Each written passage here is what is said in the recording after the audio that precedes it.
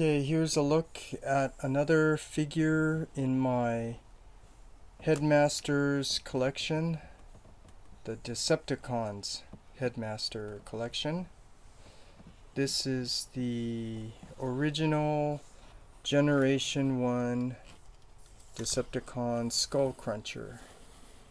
So let's get a close-up look at the head, the chest, waist, legs. Just wanted to get a look at all the simple sculpted detail from the design back in the late 80s.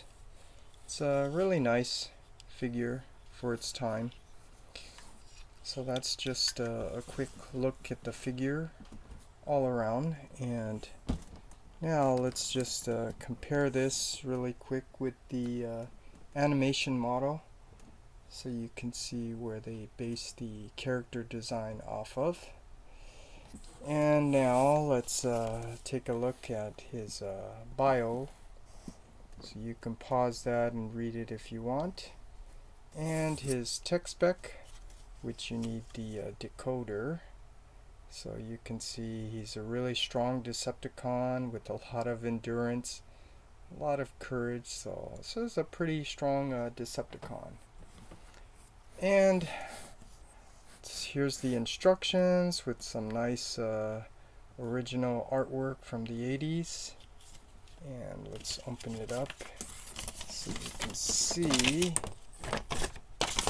what you get inside. You get the Headmaster, the gun, stickers. That's how you store the Headmaster in his mouth.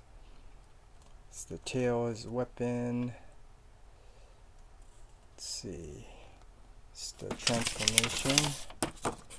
Then this side, the arms, attach the weapons, the head, and then the sticker, decal, application.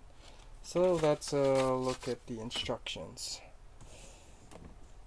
So now what I want to do is compare this with a couple of other figures. So this is the original G1.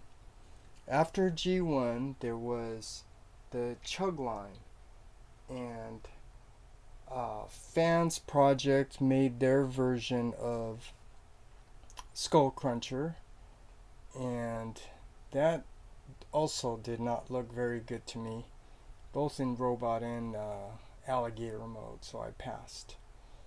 And then after Chug there was the remake of these characters. So there was the Titan's Return, which is a really nice looking retail figure, well articulated. But of course the Japanese version, the Takata Legends version, was more cartoon accurate, and they give you a little extra accessory to go with the figure.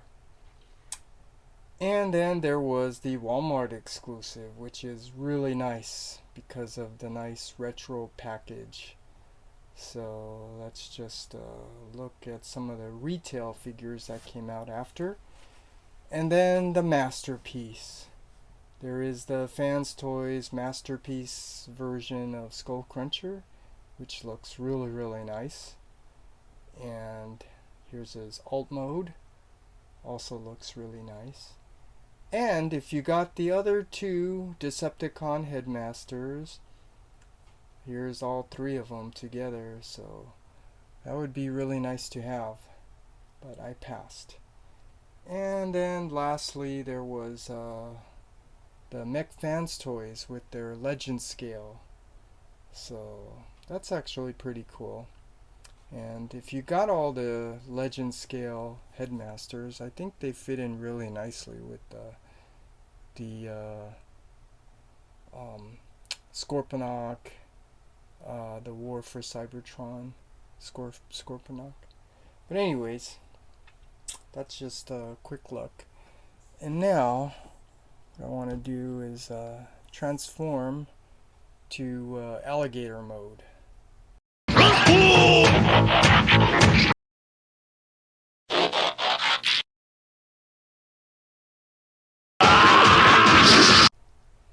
Okay, so here is Skullcruncher in his alligator mode.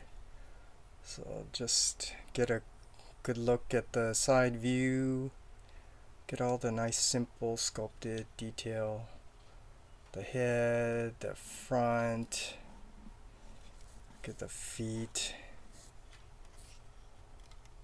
tail.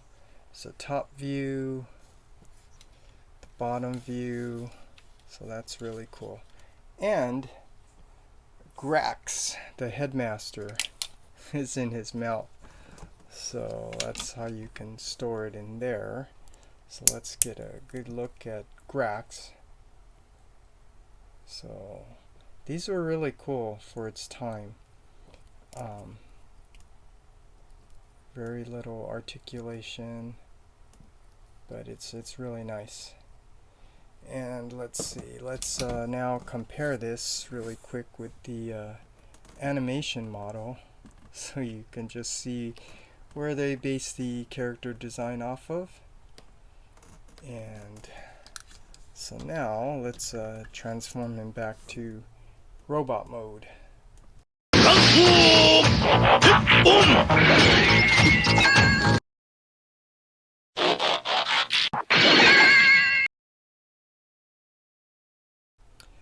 Okay, so here's Skullcruncher back in robot mode, and I want to just show off one of the cool gimmick features that came with this figure is the Headmaster gimmick. So you just put it in, you can see how it looks, and you can see his specs right there. So this was really a cool, fun figure during its time.